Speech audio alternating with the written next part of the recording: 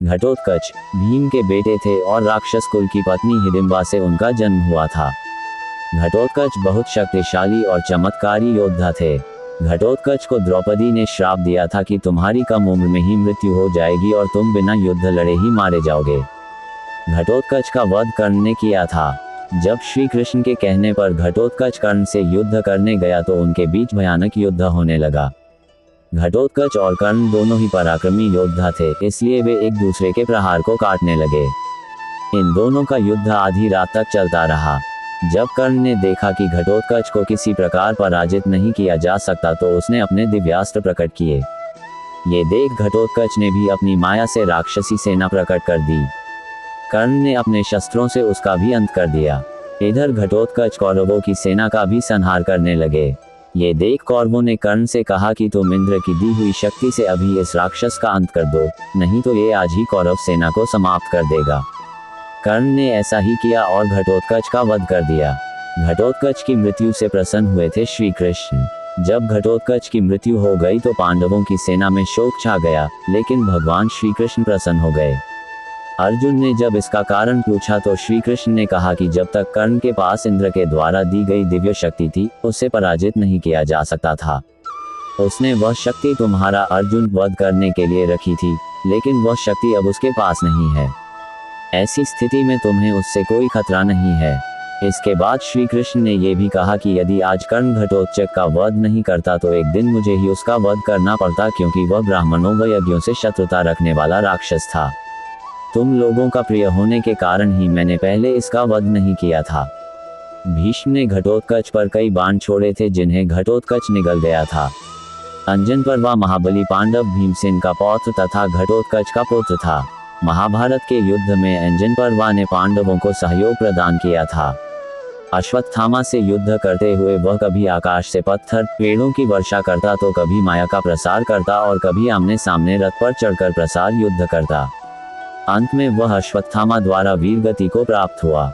महाभारत युद्ध में जब घटोत्कच और द्रोणपुत्र अश्वत्थामा के मध्य घोर युद्ध छिड़ा हुआ था, तब घटोत्कच के तेजस्वी पुत्र अंजनपर्वा ने अपनी ओर आते हुए अश्वत्थामा को उसी प्रकार रोक दिया जैसे गिरिराज हिमालय आंधी को रोक देता है।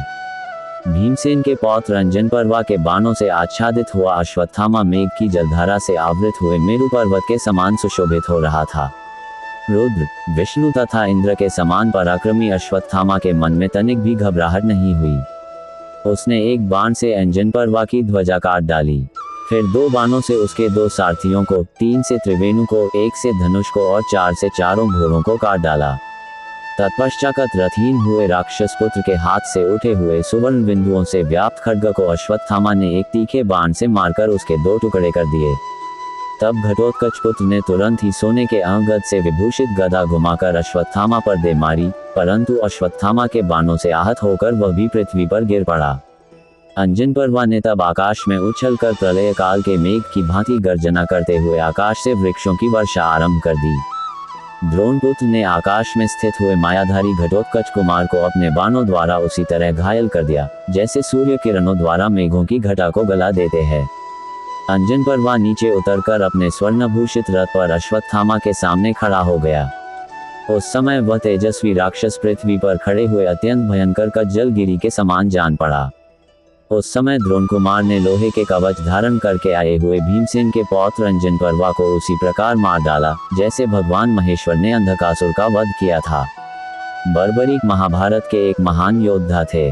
वे घटोत्कच और अहिलावती नागन्या माता के सबसे बड़े पुत्र थे। उनके अन्य भाई अंजनपर्व और मेघवर्ण का उल्लेख भी महाभारत में दिया गया है।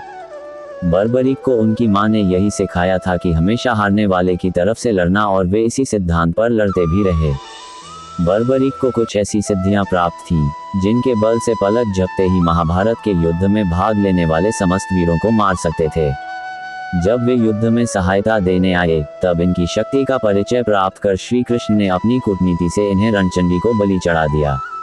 महाभारत युद्ध की समाप्ति तक युद्ध देखने की इनकी कामना श्री कृष्ण के वरदान से पूर्ण हुई और इनका कटा सिर अंत तक युद्ध देखता और वीरगर्जन करता रहा। मेरी यह जानकारी आपको अच्छी लगी हो तो मेरे चैनल को सब्सक्राइब करें, वीडियो को लाइक करें और कमेंट करें। धन्यवाद। राधे राधे।